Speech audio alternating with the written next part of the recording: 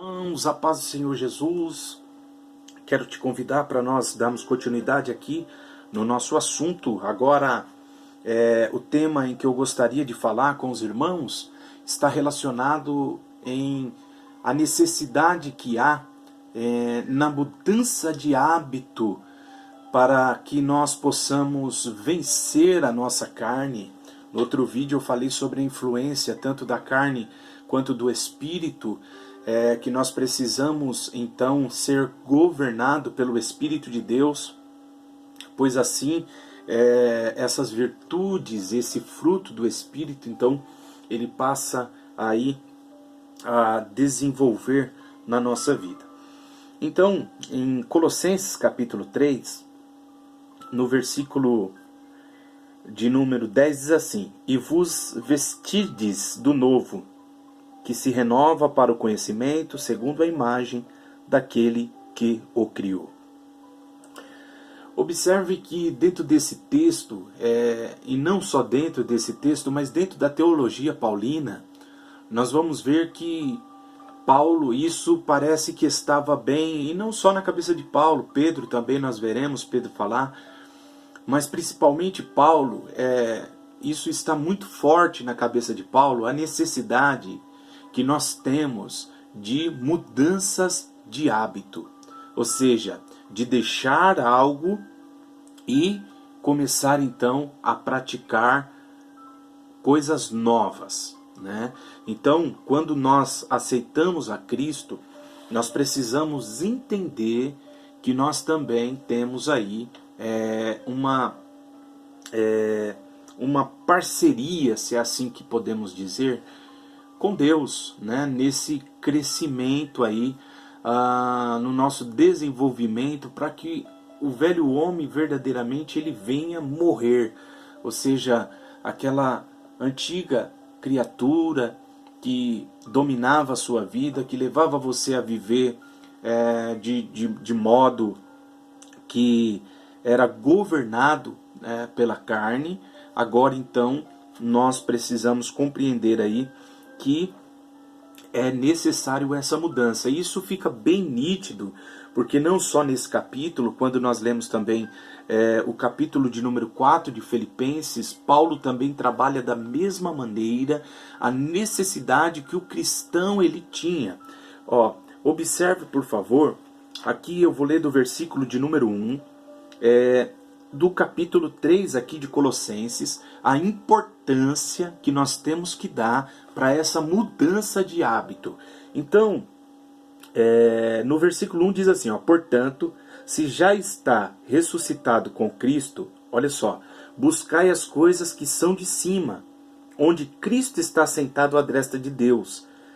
Aí agora ele vai falar a respeito aí da mente, olha, pensai nas coisas que são de cima. Então, observe que é necessário passar por uma metamorfose, uma mudança à nossa mente. Aquilo que Paulo também diz aos romanos, né? A igreja que estava em Roma, no capítulo de número 12, que nós devemos transformar a nossa mente pela renovação do entendimento através da palavra de Deus. Então, é de suma importância nós entendermos que em uma batalha contra a imoralidade, contra pecados aí de ordem sexual, nós precisamos entender que nós precisamos passar por uma mudança, né? Ou seja, antes de Cristo nós vivíamos de uma maneira.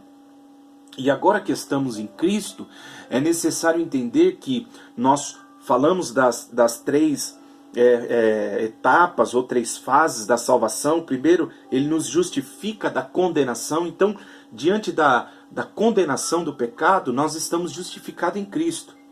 Por sua graça, por seu sangue, mediante a fé. É o que Paulo vai dizer em Romanos capítulo de número 3.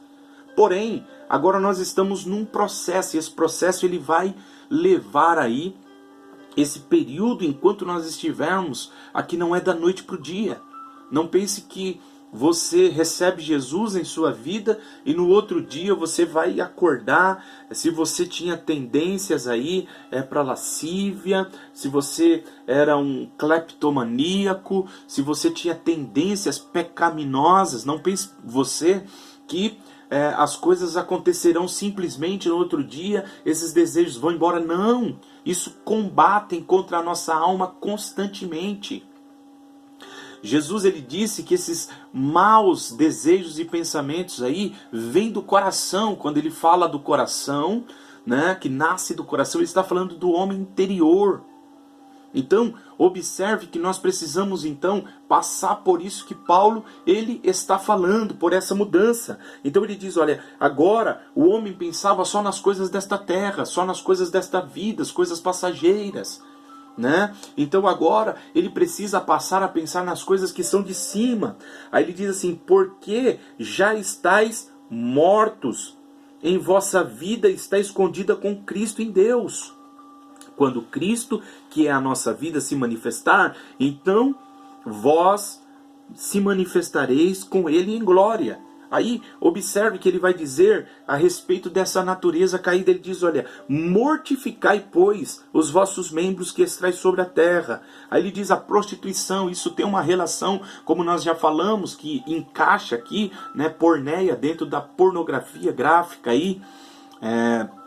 Então, isso aqui tem uma relação também com a pornografia e entre outros pecados. Aí ele diz, ó, a impureza, tudo aquilo que nos contamina, apetite desordenado, a gula, a vil concupiscência, né, o desejo desenfreado, a avareza, olha só, apego, aí o desejo pela riqueza, que ele diz que é idolatria.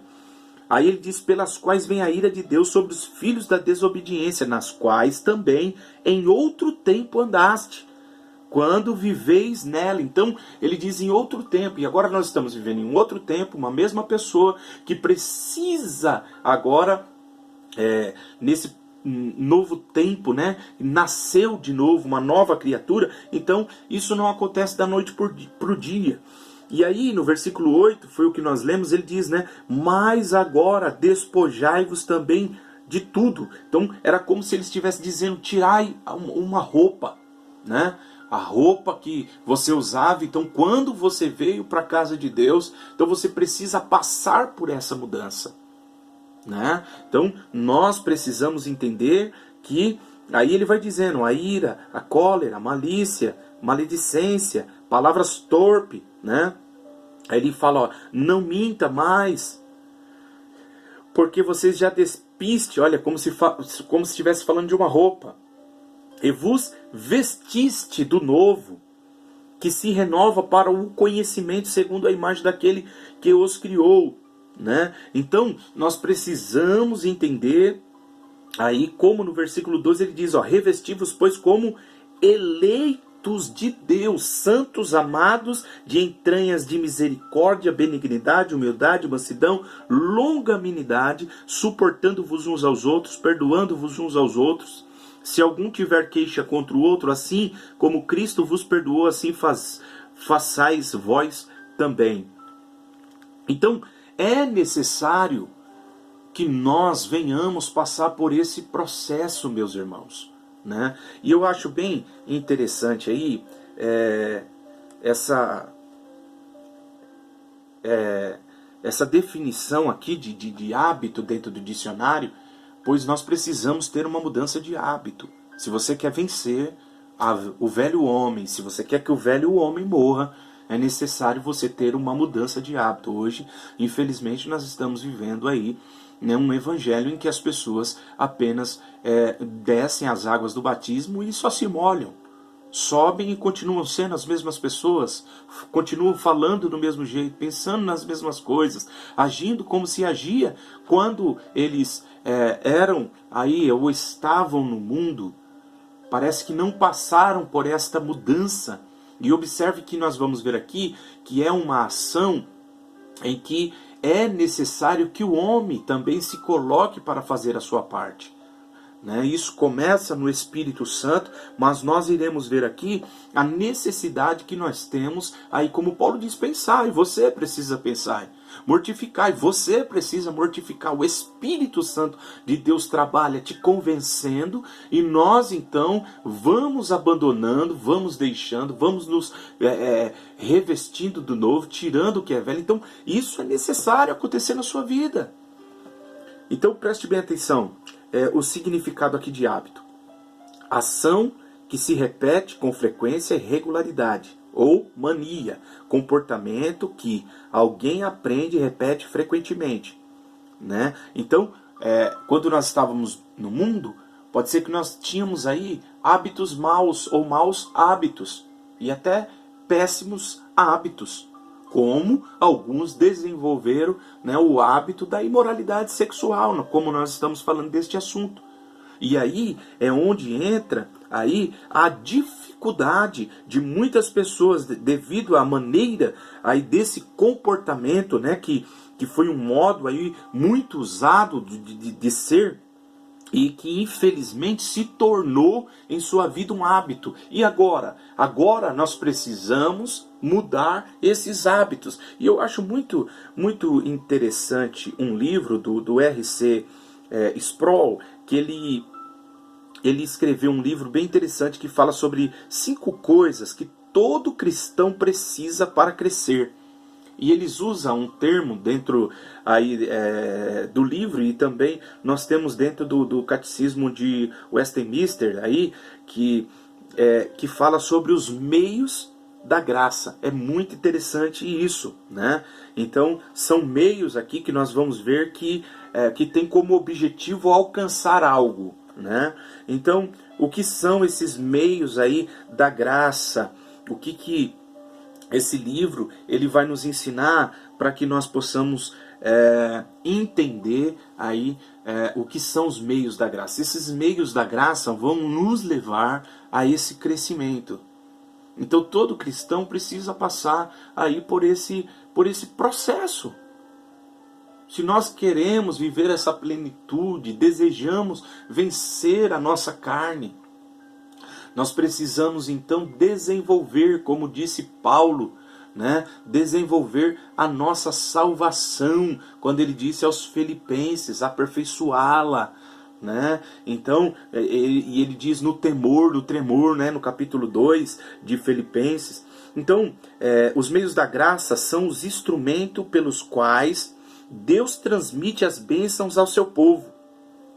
No Catecismo de Westminster, define a expressão meios da graça como recursos visíveis e comuns pelos quais Cristo transmite à sua igreja os benefícios de sua mediação. Então, esses meios, a definição aqui é Deus concedendo força, paz, conforto, instrução, disciplina, orientação, alegria e muitas dessas coisas que são necessárias ao cristão. Então você que aceitou a Cristo, você que chegou, você precisa então agora ter uma mudança de hábito. Você tinha maus hábitos e agora você precisa então aplicar novos hábitos. E eu acho interessante aqui, porque nesse livro, né, as 5 coisas que todo cristão precisa para crescer, ele vai nos falar aí desses meios aqui que são particulares da graça, né?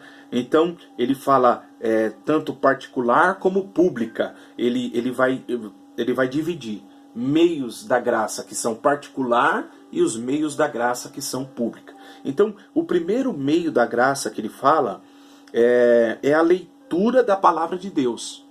Então observe que, meus irmãos, se nós não tivermos aí o hábito agora de leitura da palavra de Deus, a palavra de Deus começar a trabalhar na nossa vida, na nossa mente, a palavra ela vai nos libertando, a palavra vai trabalhando. É impossível nós mortificarmos a nossa carne se nós não formos leitores da palavra de Deus. Então nós precisamos ter o hábito da leitura. Então, ele diz assim no seu livro, Deus nos deu um livro através do qual ele fala conosco. Deus fala através das Escrituras.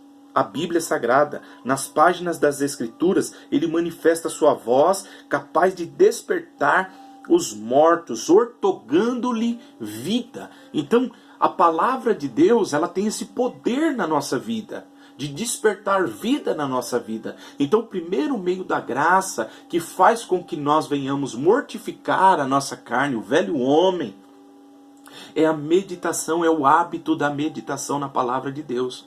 Você precisa ter o hábito de leitura. Ainda que você vai desenvolvendo aos poucos esse hábito, pois eu também, quando eu vim para Cristo, aceitei Cristo como Salvador da minha vida, né? Quando o Senhor me chamou em sua bondade, graça e misericórdia, eu também não tinha o hábito de leitura. Mas eu comecei a ler, né, aquela efusão do Espírito na minha vida, trabalhando aquela coisa, né, e eu não permiti que aquele fogo se apagasse.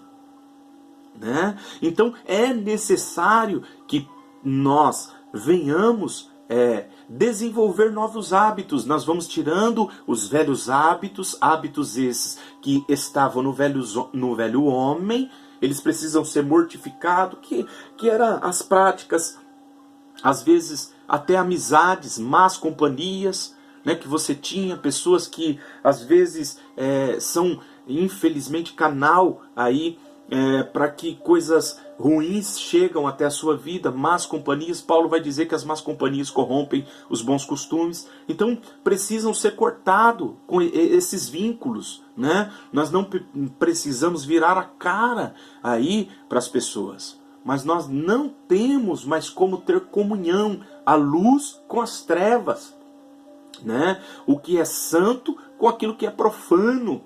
Os filhos de Deus com os filhos de Belial. Não tem como, não há uma conjunção, né? Não há uma junção, não há uma união entre são julgos desiguais. E nós precisamos então entender que muitas vezes em nossa vida, para que tenhamos progresso na nossa vida espiritual, algumas amizades precisam ser cortadas, alguns vínculos precisam ser quebrados, né? Alguns olhos precisam ser arrancados, alguns braços precisam ser cortados, né? Vocês entendem que eu estou falando de maneira aqui figurativa. Jesus disse que é melhor entrar com um olho ou sem ele do que com os dois ir para o inferno. Então existem coisas que nos prende, que nos embaraça, que nos atrapalha no nosso desenvolvimento, no nosso crescimento aí na presença de Deus. Sendo assim, então, é necessário que nós venhamos colocar novos hábitos em nossa vida. E o primeiro aqui que nós estamos falando é a meditação na palavra. Jovem, principalmente você jovem, neste mundo que nós estamos vivendo, né? É tão difícil você sobreviver sem a leitura da palavra de Deus, sem a meditação na palavra de Deus. Então, o primeiro que nós iremos ver aqui é aí a leitura da palavra de Deus. Você tem lido a palavra de Deus? Ainda que você fale que não esteja entendendo, é importante que você leia. Comece por livros que nós, né, entendemos como livros aí mais fácil, né, de entendimento. Às vezes no Novo Testamento, eu sei que não é fácil, né, mas é importante, e que você ore a Deus enquanto estiver lendo a palavra de Deus, para que Ele abra o seu entendimento. J.C. Hiller, ele diz assim, separe uma parte de cada dia para ler e meditar alguma porção da palavra de Deus. O pão de ontem não alimentará o trabalhador de hoje, tampouco o pão de hoje nutrirá o trabalhador de amanhã. Recolha seu maná a cada manhã. Escolha a ocasião e a hora adequada.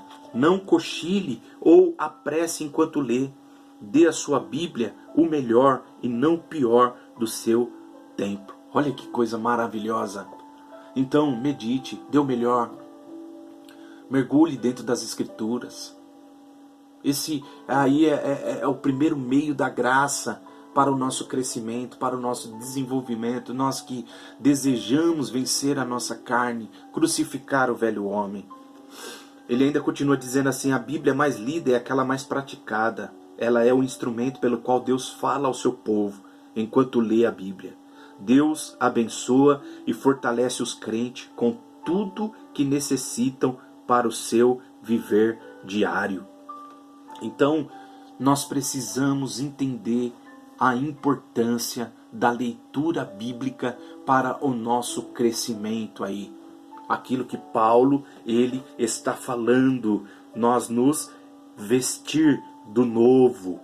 E para vestir do novo, nós precisamos tirar velhos hábitos da nossa vida. Tirar hábitos que muitas das vezes nos atrapalham. Então, esse é o primeiro meio da graça pelo qual nós precisamos ter em nossa vida para o crescimento. Que Deus nos ajude. Continuaremos falando do segundo meio da graça no próximo vídeo. Mas aplique o primeiro meio da graça para o seu crescimento, para o seu desenvolvimento, para que o velho homem morra e você cresça e possa viver aquilo que Cristo tem abundante para a sua vida. Que Deus abençoe e que você tenha um tempo aí de leitura da palavra de Deus. Até o próximo vídeo, a qual nós iremos falar do segundo meio da graça. Deus abençoe. Até lá.